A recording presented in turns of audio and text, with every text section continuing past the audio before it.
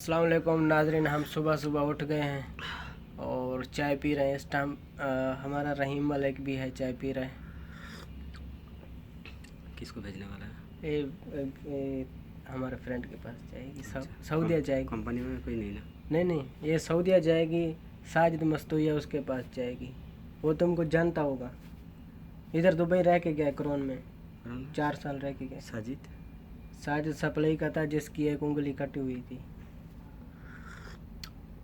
मुजम्मिल के साथ था।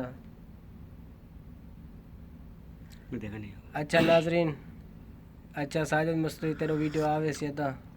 बस कर अभी बड़ी वीडियो बनानी है ना, 3 मिनट की है। क्यों 3 मिनट की? वो टिकटॉक में डालेगा। टिकटॉक में 15 सेकंड चाहिए। टिकटॉक के लिए 15 सेकंड चाहिए। वो 4-5 दिन अपलोड करता रहेगा ना। अच्छा, हम अभी चाय पीते हैं। ये रहीम मलिक है बांग्लादेश से। इंडिया से गुड मॉर्निंग। हाँ चलो ठीक है, मिलते हैं इंशाल्लाह दोपहर।